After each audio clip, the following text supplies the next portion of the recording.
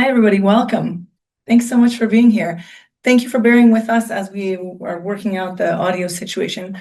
It's going to be resolved very soon. I want to welcome you on behalf of the Iranian and Middle Eastern Studies Center here at Sacramento State. I want to extend a very warm welcome to our audience and our esteemed guest speaker, Dr. Hissam Abedini. I would like to also tell you about our co-sponsors for a second. You may or may not be aware we have a new, beautiful, robust Southwest Asian and North African Center, the SWANA Center here on campus. I wanted to also thank, so SWANA is one of our co-sponsors. I want to thank the Department of Anthropology as well. And also our administrative support coordinator, Erica Cessna, and our graduate intern, Loudon Naidi, for their efforts in bringing today's program to you. I'd also like to shout out Nathan Marquardt, whose graphic design work brought to life our gorgeous new logo, which you will all see on those little informational half sheets that we put on your chairs. IMESC is deeply grateful for your collaboration and your support. I'm Dr. Sahar Razavi. I'm an associate professor of political science. I'm the director of the Iranian and Middle Eastern Studies Center and also the faculty scholar advisor serving the SWANA Center. The mission of the Iranian and Middle Eastern Studies Center is to foster a better understanding of the peoples, cultures, and politics of Iran and the Middle East and North Africa in the greater Sacramento region and Northern California and beyond. IMESC pursues this mission by promoting and supporting social and cultural events, forums, workshops, research, and courses, as well as building collaborative relationships with similar centers across the United States and abroad. While on that topic, I would like to share with you, I'm so excited about this that I can finally announce this. We've been working on this forever. 2 brand new research grants supporting students doing research on the region or its diasporas, made possible by the generous support of this campus community. The application portal for those has just gone live as of this morning, and we plan to award the funds in the early spring semester. We will also be hosting Dr. Ali Motamedi in February for a presentation called Farsi Flows, exploring storytelling, literature, and Iranian diasporic culture. We're also planning a great Nowruz celebration. Keep your eyes peeled for those. And there's also a few flyers about the research grants in the back if you would like to grab one of those or check it out. So without further ado, we are today delighted and honored to host Dr. Abedini. Dr. Abedini is an Iranian-American composer, performer, improviser, and educator whose work explores intercultural dialogue between classical Persian music, jazz, Western contemporary traditions, and computer music. A founding member of the Seaberg Ensemble, he is recognized for a polystylistic approach that integrates diverse musical languages through improvisation and new composition. And if you know anything about music, you know that improvisation in music is an incredibly high-level skill. Abedini is active. Sorry, I skipped a sentence, very important. His works have been performed by ensembles including the Jack Quartet, Del Sol Quartet, Eclipse Quartet, Hypercube, and Load Bang. Alongside composing and performing, Dr. Abedini is active as a curator, producer, and filmmaker. His projects include the NEA and Roshan-sponsored documentary From Isfahan to Irvine, archived at the Library of Congress, and recordings such as Cypher with the Seaberg Ensemble, Kuche Khaman, co-produced with the Del Sol Quartet, Billboard Classical Chart number 5, Ode to Love with Namad Ensemble, and Circadian Etudes with the Assembly for Distance Alchemy. He is very accomplished. He is also a writer for the Pish Radif website, educational platform created to make classical Persian music accessible to learners from all backgrounds. Educated at the Tehran Music Conservatory, UC San Diego, and UC Irvine with a PhD in integrated composition, improvisation, and technology, he studied with Lei Liang, Chinari Ung, Anthony Davis, Mark Dresser, Christopher Dobrian, Hossein Umumi, and Michael Dessin. In 2025, he joined California State University Fullerton as Assistant Professor of Composition and Music Theory, where he serves as the Assistant Director of the CSU Fullerton New Music Series.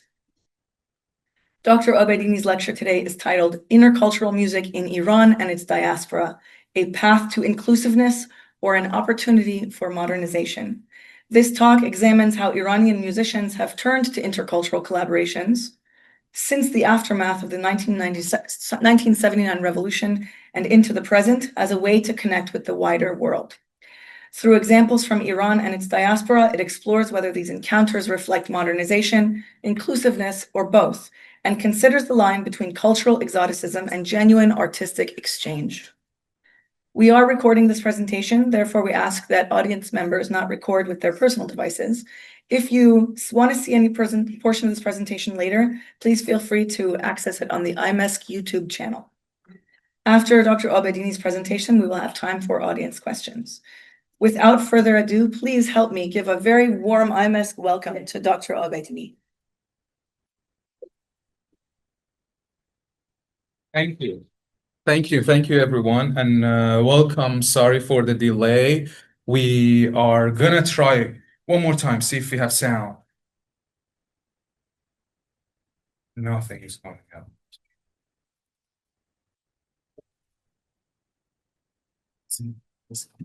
Yes. Thank you so much for being here. We are trying to figure out so we can have sound, which would be wonderful. I have little short excerpts of music that I really wanted to play for you. But it's a pleasure to be here. I know we have a mix of many students from different classes here and some faculty members and other community members. So now I'm rethinking about my lecture just right on the spot. I'm an improviser and I'm used to that, so it's totally fine. I want to make sure that everyone gets something out of it at least. So I will try to make some changes to what I had planned, actually, if that's okay with you. We'll try. How about that? And as we are trying to really figure out if we can have sound. If we can't, that's okay too. We can figure out a way and live with it.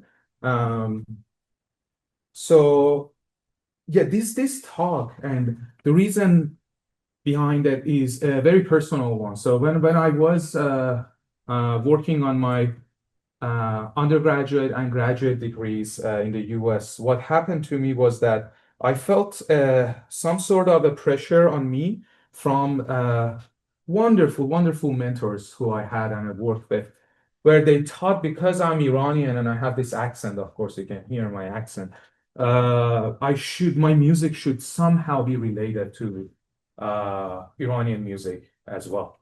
And I didn't understand why that is, because I grew up I do use and incorporate a lot of concepts from the Iranian music or Persian music. It's the same. But the kind of the pressure that you feel as someone who is coming from a different culture in the academia and trying to work on a specific discipline was kind of making me wonder of why that such a thing exists. And so I started questioning that, and I saw a lot of my colleagues and the other students who would come from different cultures and backgrounds and would practice Western classical music or Western contemporary music or jazz and different kind of genres that were not necessarily related to their culture. And they were not at all connected to the cultures or the countries that they were coming from necessarily, because since they started studying music, they were interested in that specific music that was not necessarily connected to their culture. So they didn't study their music of their own culture, and which is okay. It's totally fine, right? Do you agree with me? Kind of? Yes. Yeah. So then, but as soon as we would get to a university here in the US, would feel this pressure that everyone asks you, what about if you do something with Persian music? What about if you do something with Turkish music, with Arabic music, with Chinese music? And then some of them would end up in a trap where they felt like, oh, maybe I should. And then they would start doing it. But it was in a very superficial way where they were really not connected. They were not spending much time. They were like kind of using that culture or that musical culture as kind of like as a tourist. They would just go grab something and they would use it, and it became like some sort of exotic element within their music.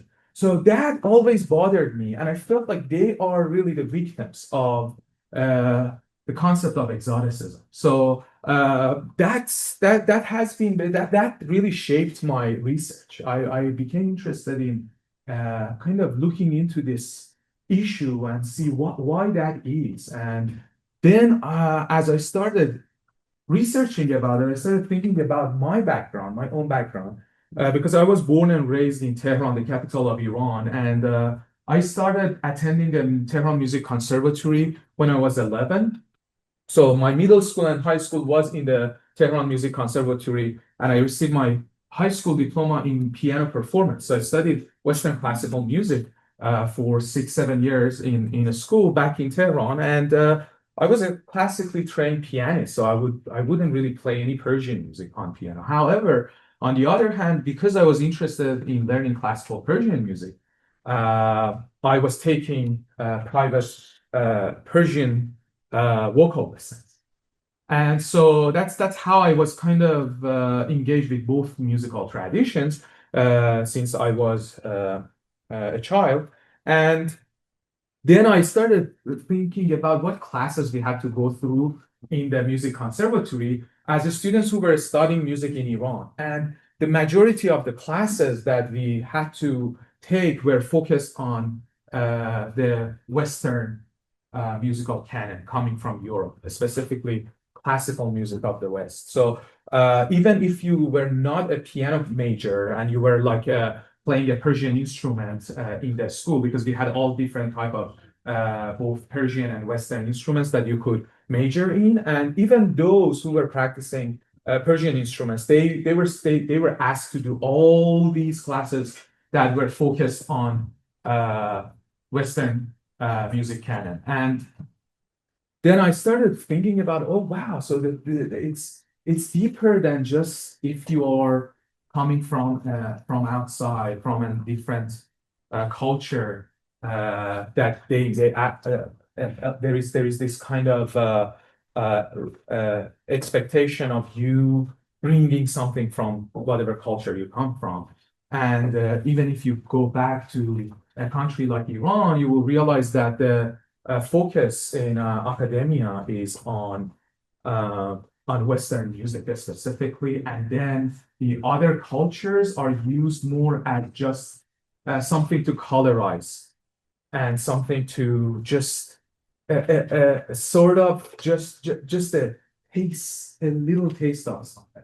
It's like when you have sushi. I love sushi. I don't know how many people do, but when you have sushi and you have nigiris and you have a little wasabi on it, it's just a little taste. It's a lot. You feel it, but it's little, right? At the same time. So that concept of exoticism exists within the music academia. But then I started looking into the music industry, and what I saw there too.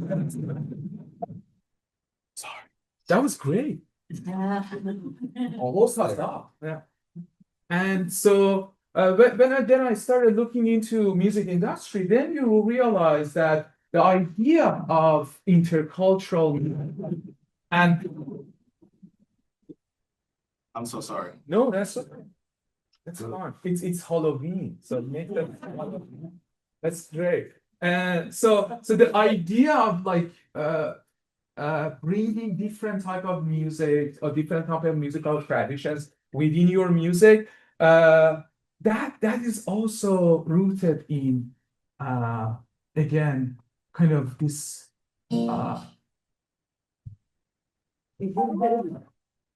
it's great. Thank you so much. Don't touch. It'll make the sound.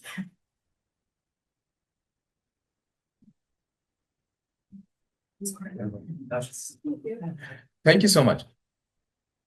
At times I find myself by the way, hello to we're recording this for some of the students who are not here. But I sometimes find myself as starting to improvise something, and then I go like, then what's next? So we'll see what happens, but bear with me here. I hope I don't bore you as much. So what I was just explaining to you was really the motivation of me studying intercultural music and what it means actually to really bring together two or more musical cultures together. That was really where I started. It was out of really anger, but I tried to manage that anger into something that then can have some sort of a fruit, that something that we can talk about, something that can teach me and help me in my creative work. So now let's get to this kind of terminology that I use. I just want to quickly talk about why do I use this specific terminology, intercultural music. I like this term because it includes the term inter, which means between or among, and also the word culture. Although the word culture itself, I think it's so overused. It's like we use the word love. We love a cat. We love a shirt that we see. Sometimes we love a color, and we love our family members. We love our partner, right? So, but those are all different kind of love, right? So the term love, we use it so much that a lot of times we find ourselves kind of explaining it when it comes down to like, what do you mean you love something? Or sometimes you have to explain to someone who is more a stranger to you. So the word culture is the same, I think. It's we use it so much um, that it loses its meaning kind of, and it depends where and why you are using it. I'm not going to get too deep into like what culture can mean, but I think the most interesting value that this term culture has is it is something that is both personal and collective. So it connects an individual to its community, to a community, to multiple communities. Uh,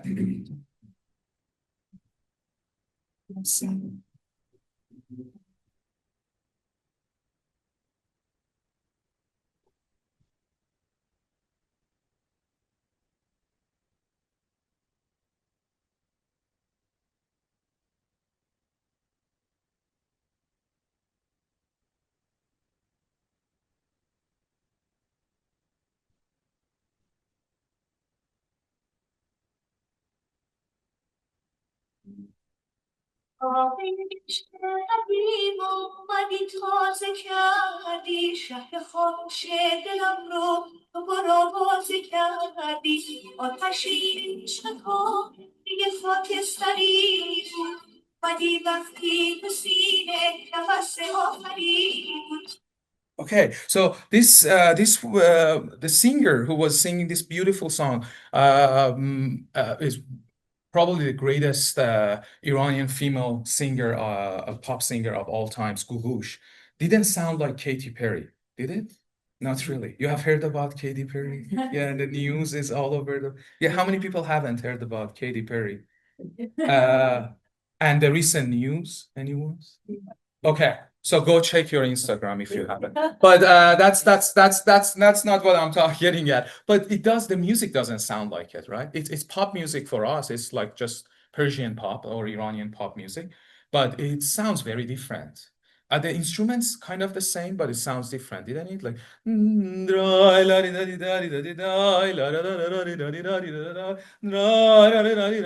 the violin playing, like it sounds different, right? It sounds different than when you have a Western violin playing, right? So this music does have a lot of kind of intonation, the way that the music is played, the articulation, all that you hear, and also, of course, the language that was used.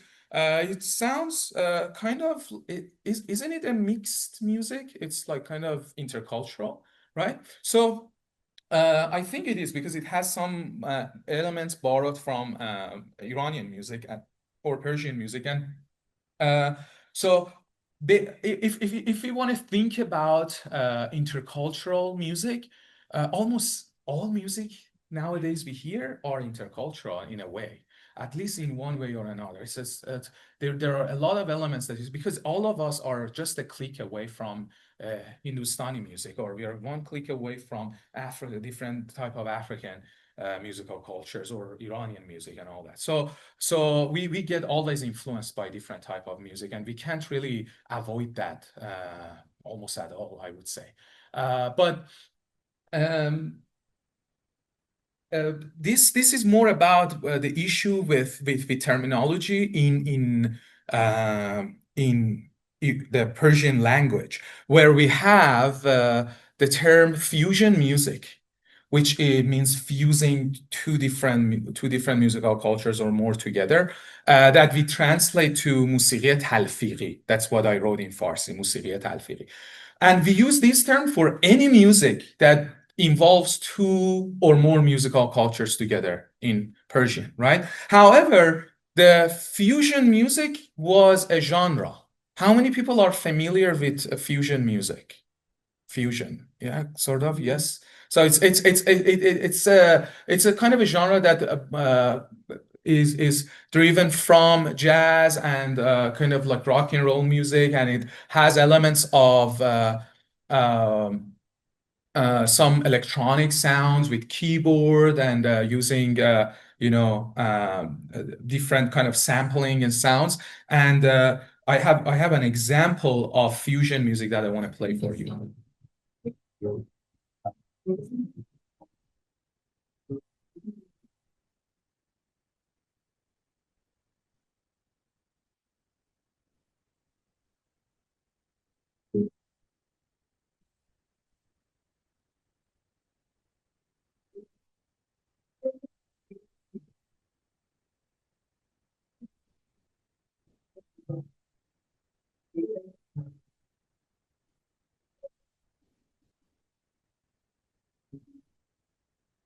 So this was Chick Corea, who passed not long ago.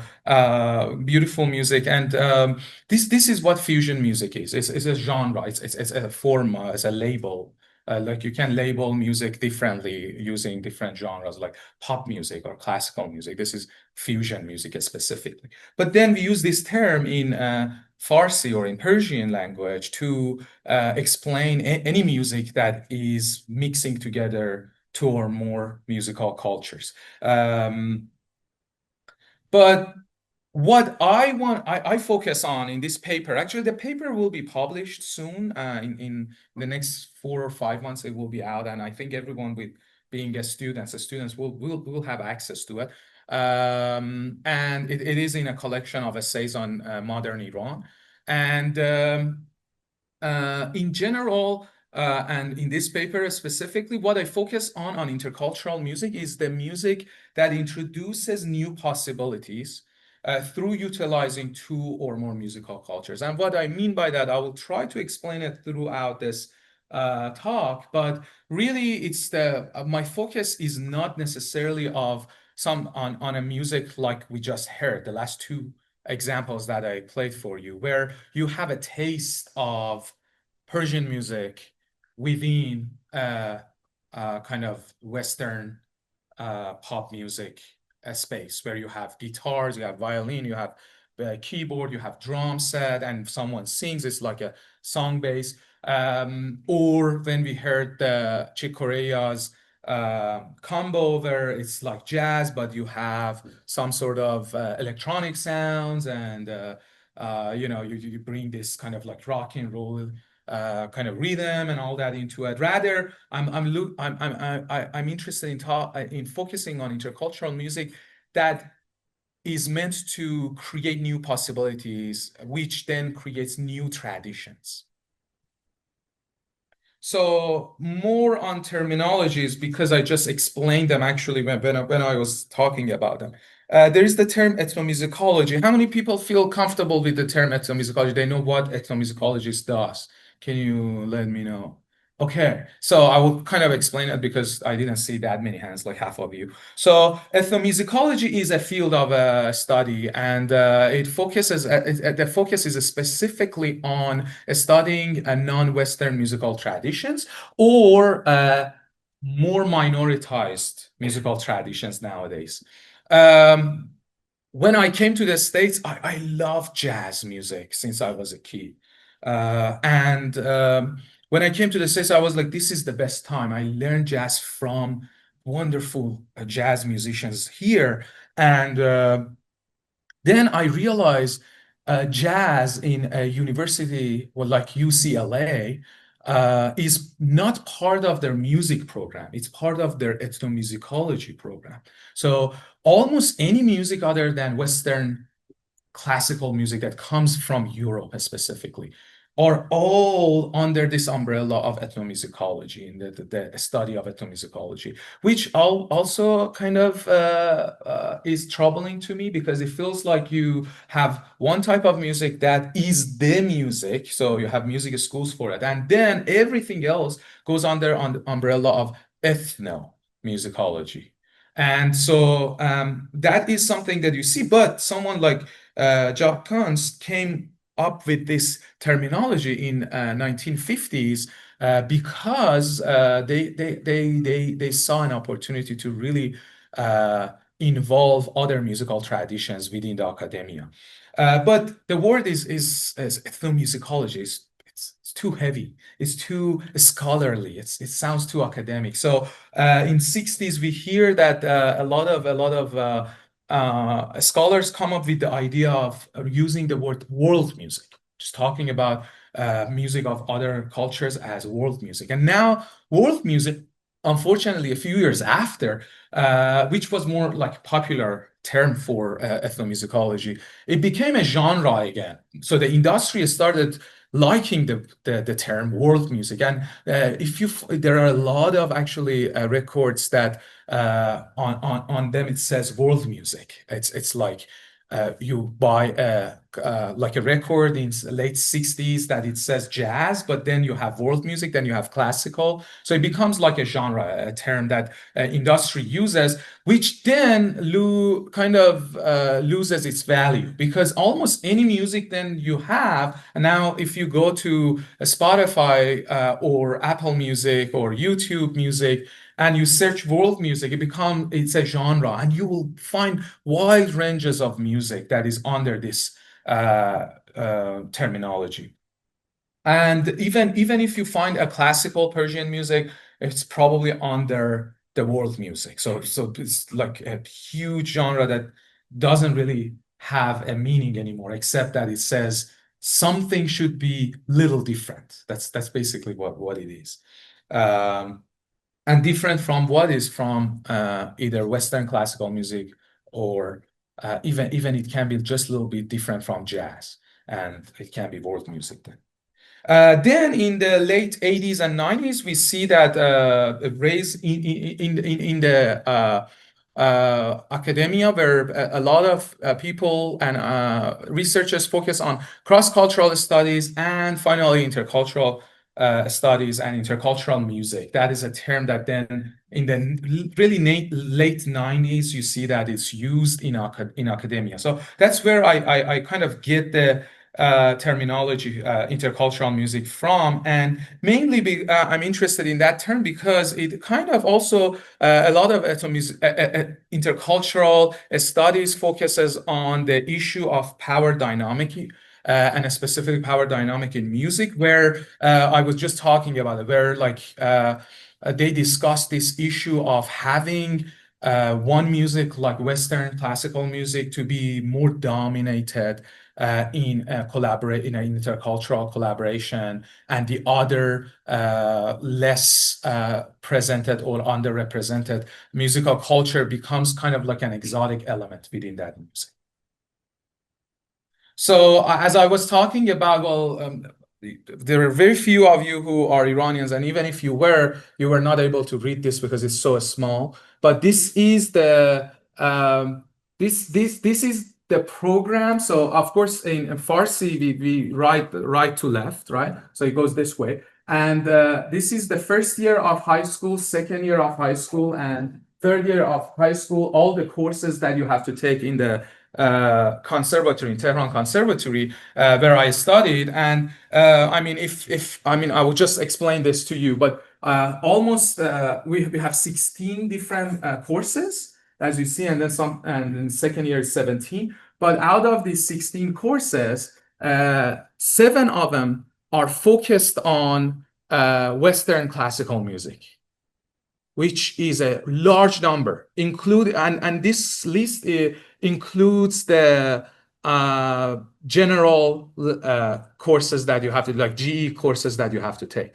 And only 3 of them, and in 1 year, 4 of them are focused on classical Persian music. So this is the issue of power dynamic that exists not only in the music industry, but also in academia, where there is much more weight given to Western classical music tradition.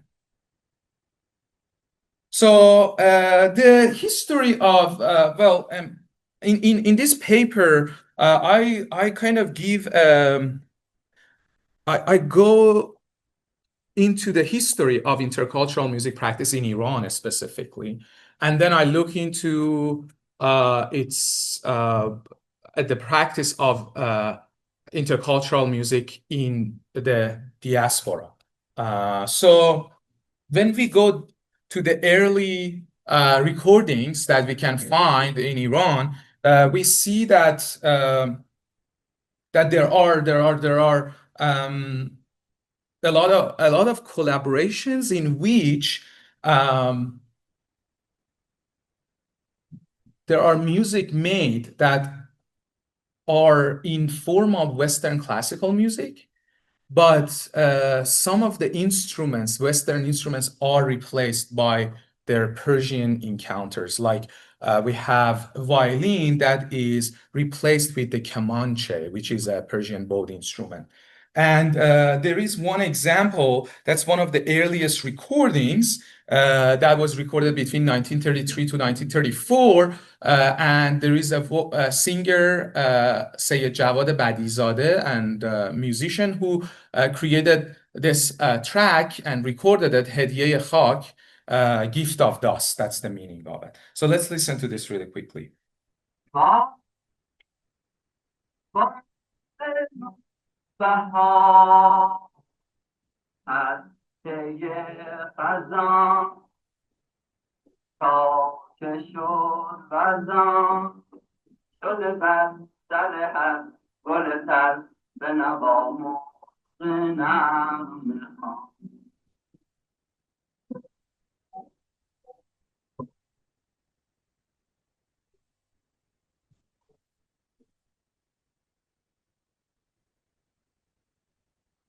So this one is like a song, and it also kind of a waltz, right? It's kind of a waltz. So took the idea of waltz and then had like music, like a few Persian instruments replacing the classical Western instruments, and recorded this. So this is one of the earliest recordings in which we can see that there are elements of Persian music and European music mixed together. Then we have the Golha radio program that was broadcasted on the Iranian radio from 1956 to 1979. This is like over 22 years. And that basically Golha program went all the way to 1979 when the Islamic Revolution happened in Iran. And so they stopped the program then. And in Golha radio program, they had an orchestra. It was an hour-long program that was broadcasted every week, once a week, and it would bring together Western instruments with Persian instruments, and the focus was mostly on celebrating Iranian or Persian classical poetry and music. But it was through Golha that we had the very first mixed orchestra created, in which they would write music for both Western instruments with Persian instruments all together playing together. And sometimes actually there was a program for 2 years where it would start with a theme song. The program would start with a theme song that was a completely classical Persian music melody, and even the intonation played on clarinet instead of playing it on the Persian ney, which is the classical Persian instrument. So let's listen to a short excerpt of a piece played by Godha Orchestra, which is a mixed ensemble.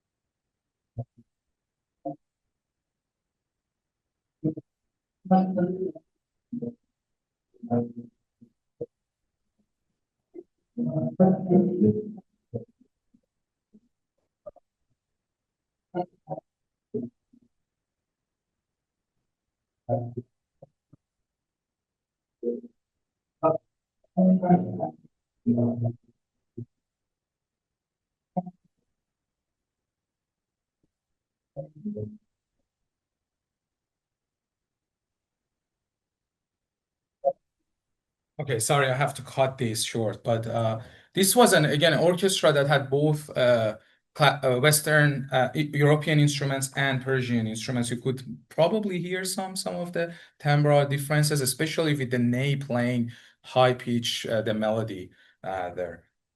Then we have two other important events happening. One was the Shiraz Art Festival, which was a festival, an international festival that took place before the revolution. And then there were a lot of musicians that were invited to come and perform from all over the world there. And there was a lot of places and experiences that we had with interculturalism, bringing different cultures together. And then really the music kind of fades out from the public, specifically after the revolution, because only the music for at least for 2-3 years, only the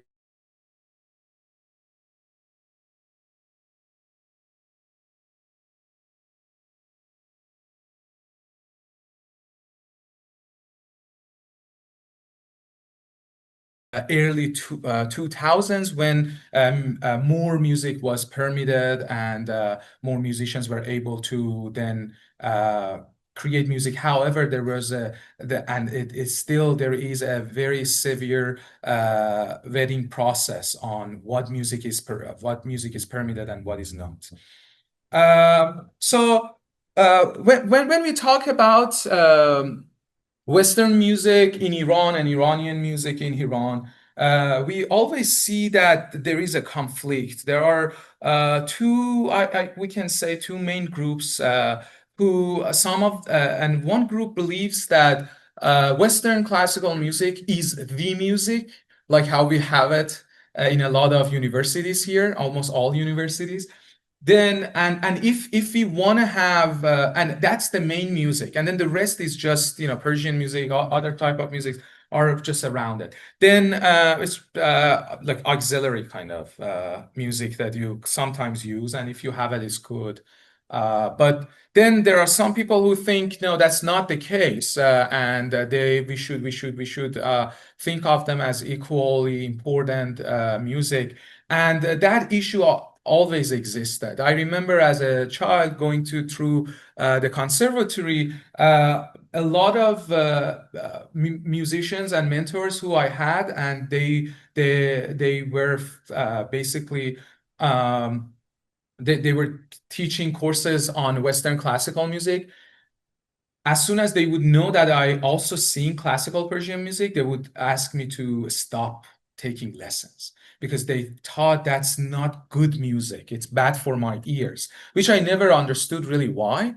And and I ended up becoming a professor and teach Western music. So there was no problem with my ears, I think. But they thought there will be a problem. And that came from that mindset of that Western classical music is the music. The rest, we don't know what it is. And that happens actually when Europeans go to Africa and they start listening to the music like poly rhythm musics, when they have two different type of rhythms going on at the same time. They call it wild music because they thought this is what, why would you play these strange rhythms that you can't follow, or you can't put it in 2 or 3 groupings and create meters? So they thought, okay, this is not the music, this is not civilized music, and they would call it wild music. And of course nowadays it's very things has changed a lot, but that was the case. And I think that kind of mindset, of course, has faded out a little bit, but it still is there, unfortunately. That's at least my experience. But so we have 2 different groups kind of where they think like Iranian culture, not necessarily the Iranian society, but Iranian culture can, and including music, can be modernized through taking elements from Western music. It can't be modernized within itself. It can't evolve within itself, and it needs something external to come in and help it basically making it more up to date, we can say. So that division exists. And here I have a video which most of you won't understand what's going on, but there is a conversation between the Queen of Iran and the King of Iran before the 1979 revolution, and where the king is disagreeing with the queen sort of harshly, was saying that our music, which then it refers to the classical Persian music or folkloric music, hasn't done much for us in any situations that when we were in difficult situations. So I will just play this really quickly.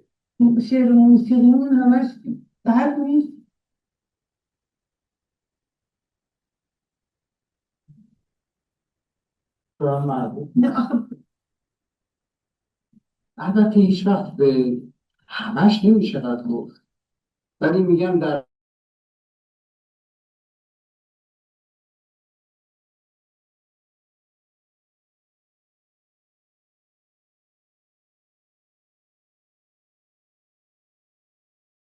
our poetry and music is bad, and he says, I don't care, it's none of my business. I don't say all of it is bad, but it hasn't helped us really in our endeavor to make this country better, and so on and so forth. So there's this real tension. And Farah, the Queen of Iran, she supported a lot of activities in music and arts, and specifically focused on the classical Persian music or classical Persian arts and poetry. So Shiraz Art Festival is definitely one of the most important cultural event that we had before the revolution. That was really because of Farah's push for having such events. And then we had the Center for Preservation and Propagation of Persian Music. That was also her work. And we had the Golha radio program. She was also a really advocate for that kind of activities. However, if you look into how much work had been done back then on kind of preservation and propagation of that musical culture compared to what the country of 40 million people needed, is pretty slim, actually. And that's, again, because of seeing Westernization as an opportunity to modernize the country in all aspects. And my focus is on culture and music specifically. Yeah. So I think most of the intercultural collaborations were introduced to Iranians through the jazz music. A lot of Iranian musicians see jazz as this universal language, a space that they can really do intercultural collaborations and get connected to the outside world, especially outside of Iran. The jazz comes to Iran, and in this paper I give a pretty, I talk about the history of jazz in Iran specifically, and more in depth. But jazz comes to Iran because Iran was a great had a great oil industry, and Europeans were in Iran, especially in southern part of Iran, working. So the workers, the European workers, they wanted to have fun too. So they wanted to have clubs. They wanted to go to cafes and listen to music. And jazz musicians then started also touring and going to Iran and performing. And we had Duke Ellington or Max Roach who came to Iran and performed. And this is the Duke Ellington's concert ticket, actually, that was in Abadan, the largest city of southern Iran, that was performed. In which Duke Ellington performed. And by the way, Duke Ellington has a song named Isfahan, which is one of the cities in center of Iran, which has no sounds or relations to classical Persian music or Persian music tradition at all. He was just inspired by how lyrical the classical Persian music is and wrote a very really cool melody and named it Isfahan. And here I have an example of Shiraz Arts Festival that I talked about before the revolution happened. And we had Max Roach, wonderful drummer, coming to Iran to perform, and they did a jam session with a tombak player, a Persian percussion instrument, the master of tombak in Iran, Hossein Tehrani. And they played together. That's also one of the very early intercultural collaborations that I have. I took this out of a 2-hour long documentary, which is very interesting. And this is the Max Roach. And this is the Queen talking about Max Roach playing with Tehrani.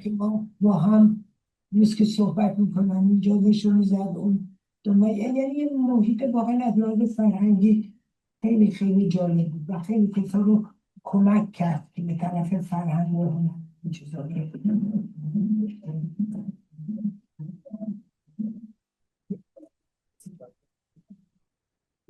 Yeah. So then after that, we have Lloyd Miller. He's a really interesting icon and a wonderful musician, ethnomusicologist from US. He went to Iran, he went to Paris and then got interested in Iranian music, then moved to Iran and wanted to live there. So he lived there for a long time and then moves back to the States after the revolution. He even chose a Persian name for himself, Kurosh Ali Khan. And he had a program on the TV, and every week he had an hour on the Iranian TV talking about music, introducing different type of music, talking about even classical Persian music in there. And he did actually also created an ensemble and recorded albums with them, which he calls Oriental Jazz, in which he plays Persian instruments himself that he learned in Iran. And but because he didn't want to piss off his mentors who were traditional Iranian musicians, he talks about his music as Iranian music and instruments together with jazz. In other words, put together, not mix. So he wanted to avoid this terminology of mixing two things because he thought his masters in Iran would be mad because they would say, you can't not put these two together. Here you can see how on the other side of the aisle, those who practice Persian music and Iranian instruments, they were also traditionalists and conservatives in a way where they would say anything other than the tradition that we practice, we do is wrong and bad. We should avoid. So bringing two different musical cultures together is not much acceptable for them. I did create the first intercultural music or fusion ensemble. We used to call it fusion back in Iran when I was 16 between the music conservatories in Tehran. And when we did perform, we had this experimental performance where we wrote pieces for Persian and Western instruments. I was a pianist and I had my other friends playing Persian instruments in the ensemble. And we got in trouble with our finals because our music instrument teachers and mentors they failed some of us, especially the ones who would play Persian instruments, because they did play in that concert. So, and that's not long ago. That's like 2008 that happened. So there has been this kind of tension between those who practice Persian traditional music and those who practice Western instruments. I am gonna actually just wrap this up to say that jazz was introduced to Iranians before the revolution, but Iranians didn't really care much about jazz, honestly. There was not like any kind of market for it, and there were not many Iranians studying jazz. However, after the 1979 revolution, we see a shift, and where jazz becomes a music that a lot of Iranians and Iranian musicians wanted to practice, and that's especially in the 2000s, early 2000s. And why? Because the government of Iran saw jazz as this music that is kind of fighting in US, is fighting against white supremacy, because it's performed by African Americans in the States and Black Americans in the States. So they were like, oh, this is against the Western kind of culture, society, Western policies. So it's good. Let's have jazz. And suddenly, jazz was allowed in Iran. I remember a lot of rock and roll musicians in Iran wanted to have their concert get permit. They would call it jazz music, and they would play wrong.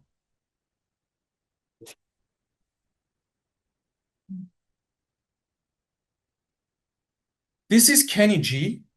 How many people know Kenny G? Okay, so this is Kenny G, and I grow up hearing this. I don't know what happened to the sound, but we are losing it again. But okay, it's there.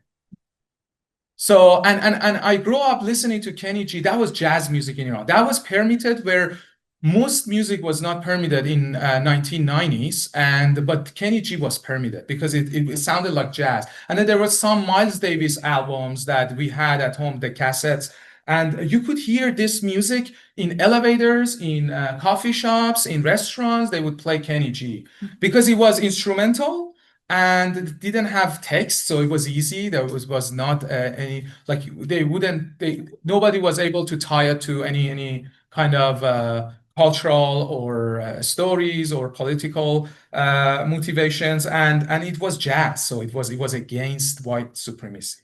So they were using that, but it was Kenny G, right? So they didn't care about what it is. It was just the concept of it. Then we have a lot of musicians jazz musicians in Iran. I'm gonna skip because we lost some time, and I want to wrap up in 2-3 minutes so we can have Q&A. One thing I want to focus on is a lot of jazz musicians in Iran started to think about how then, after the heavily restrictions that came with this with the Islamic revolution, especially for music, how can they get out of their cocoon and get connected to the outside world and do more experimentation and have their music heard more and more? And people like Hamza Yagane, who was born in 1977, a wonderful and fine jazz musician, very active.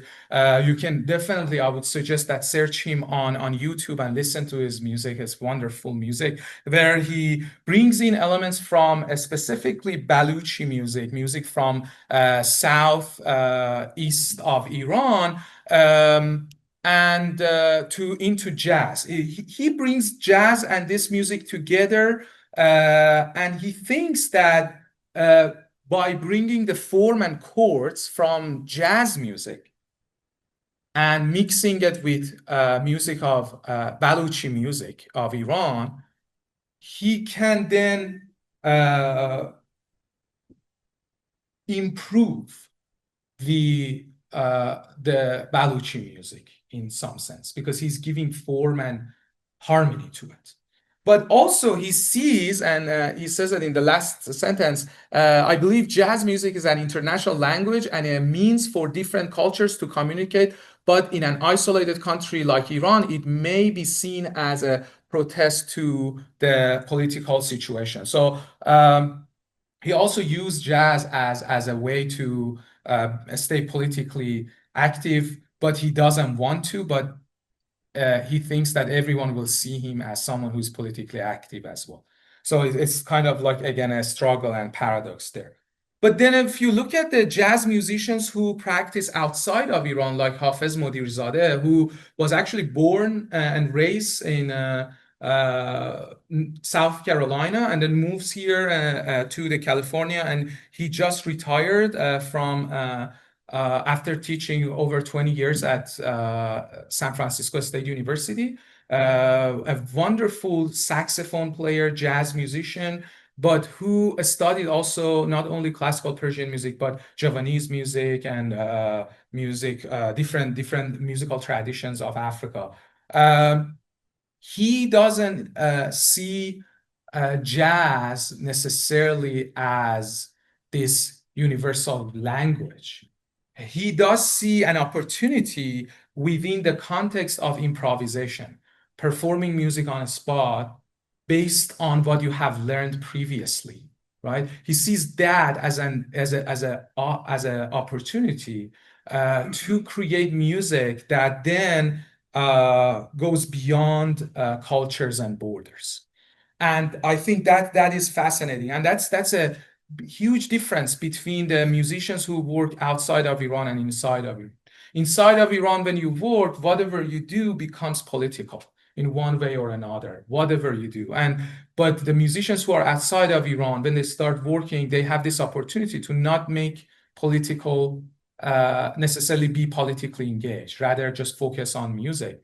And there they have a lot of opportunities. But also a lot of musicians in Iran, because of the dynamics that exist, they think if they work with any music that comes outside of Iran, they have a space to innovate, but also they have a space to make the traditional music of Iran better or improve it. That's also in back of everyone's mind, because that's kind of the understanding that you grow up with. So, of course, there are other sort of improvised-based collaborations that we see between different type of musical traditions in Iran, which I'm gonna kind of I have to skip, but the paper talks about that. I'm happy to share the paper actually with you and with the classes that are here if they want to read it. I have it now, but it will be published in a few months, so I can share it now because I know we are in week 10 of the semester. And I will move quickly. So what I really get into at the end of this paper and studying different how intercultural music was introduced to Iranians, studying the history of jazz, and then also focusing on classical music and how this kind of different ideologies of what an intercultural music can be, or which music is better than the other, that all the power dynamics that exist within the music community in Iran. I kind of get into these at the end. I get to these three kind of ideas that we can see. A lot of Iranian musicians think that intercultural collaboration is a way to fight against hegemony and extreme traditionalism. They think that the people who are so traditionalist and they think we shouldn't touch the tradition, we can fight against them by bringing other elements of other musical cultures, which is a valid kind of point to some extent. Then we have the idea of any intercultural collaboration can create this international dialect and language between different musical cultures so we can get out of our cocoon, especially after the revolution where Iran becomes more less connected to other countries.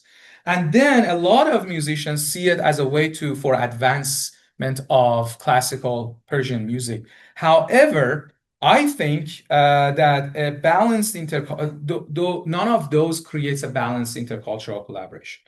And I think a balanced intercultural collaboration will actually focus on resisting cultural hegemony and creating inclusivity.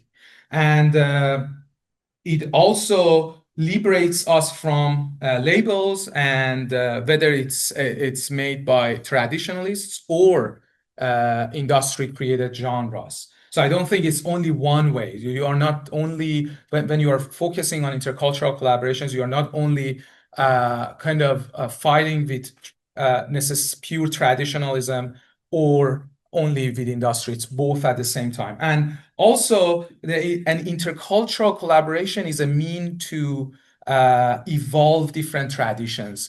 We tend to forget that it is it's us who make the traditions, and it's not the other way around. And a lot of people think that the traditions make them, but it's completely different. And we should always consider that it is us as human beings who are creating the tradition. So evolving traditions is an important mean that should happen within that tradition. So you want to be connected to the roots, and also you want to make sure that your fruits are different than your roots. Because think about a tree. It has, or any plants, it has roots, right? And then those roots, the DNA of those roots definitely exists in the fruit, but the fruit has a completely different shape. It has completely different taste, color, all of it is going to be different. However, if the roots did not exist, then the fruit also didn't exist, right? So I think that is what a real balanced intercultural collaboration is. I'm sorry to be kind of unorganized because we had to start a little late and we had to figure things out. So I went here and there, and I'm sorry that I talked so much. I talked for like 50 minutes, almost, no, less, 40 minutes, 42 minutes. That's the least I have done. Poor my students who have to listen to me talking all the time. But thank you so much. And I would love to hear your thoughts and see if there is any question I can clarify.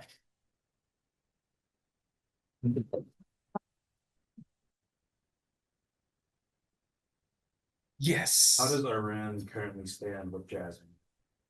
Very good question. So the question is how does Iran, meaning that the government, stands with jazz music? Well, a lot of things has changed, honestly. And for example, it used to be that you have to select a specific genre to get a permit, but now you just write out the genre. Before it was just like 6 keywords like jazz, folkloric music, classical Persian music, classical Western music. Now you can just write what genre it is your music that you're performing. So I think jazz in Iran, especially as long as it doesn't have lyrics, it's totally fine. So you can perform it anywhere. That's no problem.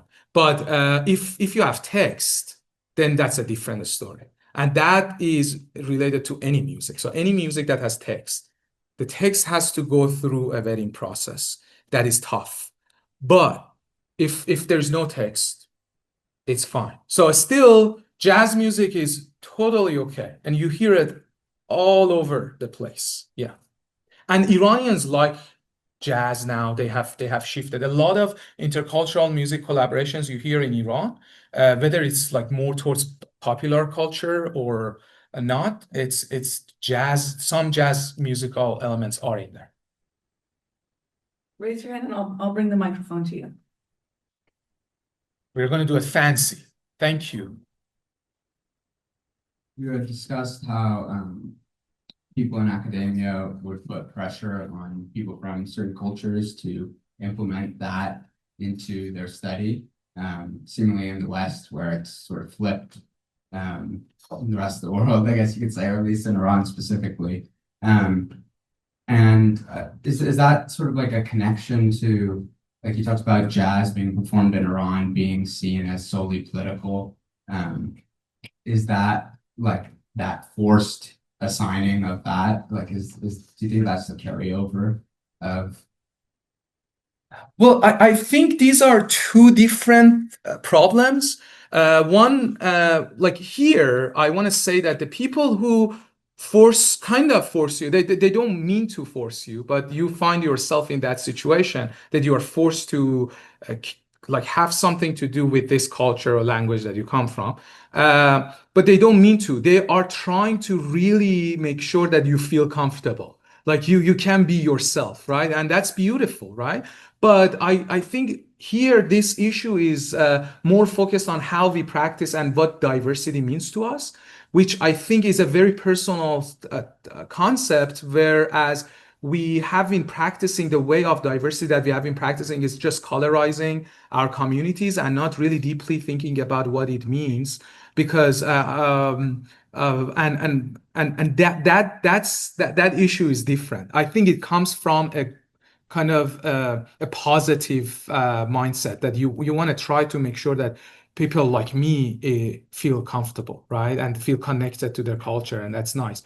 But a lot of times it's not how it works, right? It's not how it turns out, and the turnout is actually adding to the exoticism, right, that exists. But in Iran is a different story. In Iran there is this notion and culture of looking into West and see whatever is done in the West. You know, that we give the same weight of if we have a scientific innovation in US that helps people, then the music, whatever we have done with Western music, that's also great. If we have like if they came up with a laptop and or an electric car, that's a great thing. It saves you a lot of different things, you know. But then their music is also, or their you know, the way they raise their children is also whatever they do in their society, whatever they do in culture, those are also great. We give the same weight to both. Whereas it shouldn't be the case. That's kind of what I wanted to focus on. That is, we should enjoy, and we should love different and get connected to different musical traditions for their own importance and sophistication. We shouldn't we shouldn't put them in how can I say it? We should not compare them to one another, because there are two different kind of ways of creating meaning with sound. And there's just two different ways and two different cultures. So we cannot look into them and compare them to one another and say, oh, this one does not have harmony. Let's add harmony to it from here, and now it's better. That's not how it works, because it's a different culture, different sonic culture, and it requires different attention and different theories. Thank you. We have time for one more question.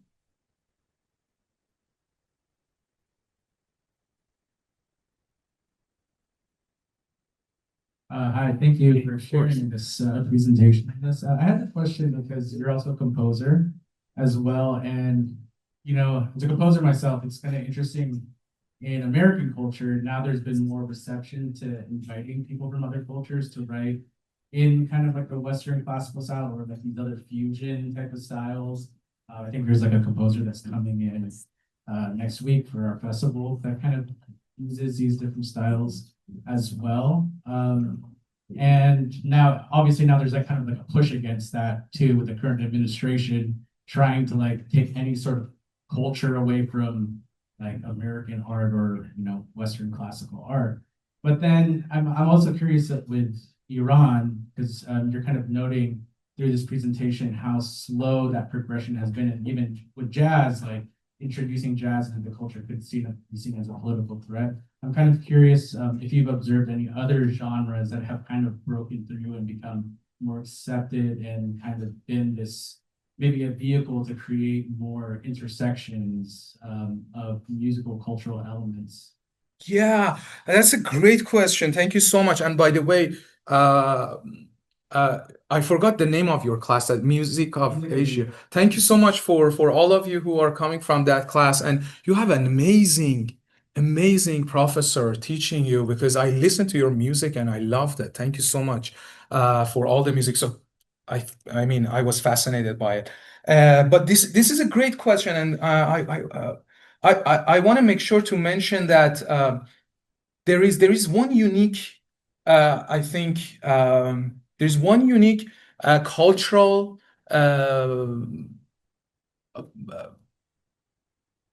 significance that we can see in Iranian society, which is how we localize different type of music and different type of music genres. There is a book that Mark Levin, a professor of history at UC Irvine, wrote about metal music in 7 Islamic countries, including Iran. So he went to Iran in early 2010 and early 2000s actually, and he witnessed how the significant difference between how metal music is practiced in Iran versus other countries around it, like Libya, in Dubai, in Turkey, is that Iranian musicians, metal musicians, have localized the music in a way that it sounds like a different music. It's like K-pop, right? K-pop now has a character that immediately you can say this is K-pop. Persian pop is the same thing, but Iranians does that with any music that comes to Iran. And they don't necessarily just change it with the taste, but they do make some changes that, and especially I think that comes out of how important poetry and text is and lyrics is in our culture. And so I think almost any music that has been coming to Iran from outside of Iran has become a space for an intercultural collaboration that always then becomes a political kind of movement. And then it takes a lot of people with it in it. And a lot of times in Iran, you're a musician and you don't want to be politically active at all. You love music and you're doing music. A lot of people are all like that.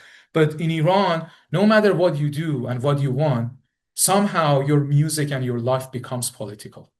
And that's also kind of sort of unique to our culture. So and our society, I guess. So I think there are a lot of music. Almost any music comes to Iran becomes an intercultural collaboration space and becomes actively involved with the political uh, uh, situation in Iran, depending on whatever is going on. I hope I could answer your question. I mean, tried to answer part of it, but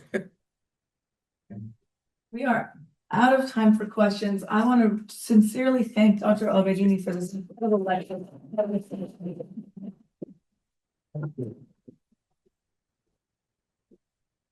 I forgot to say thank you so much for having me. Really, it means a lot, and it's wonderful to be here. Thank you. It's an absolute honor and a pleasure, and we're so happy that you came and visited. He came up here from Southern California, folks. He's not in our neck of the woods anymore, unfortunately. I really love the way that you called attention to the exoticization of music, not only Iranian music here, but in some ways Western music in Iran, right? To make anything Western as the default of the ideal, in spite of the politics, which as a political scientist is like the intersection of your work and my work is just, it's grabbing me right now. But thank you so much again. Please feel free to reach out to me anytime if you have questions, or Dr. Abedini at CSG Fullerton if you would like to discuss his work further. He has been an amazing resource for our students and for students of music and intercultural music around the world. Thank you so much again. Thanks everybody for being here.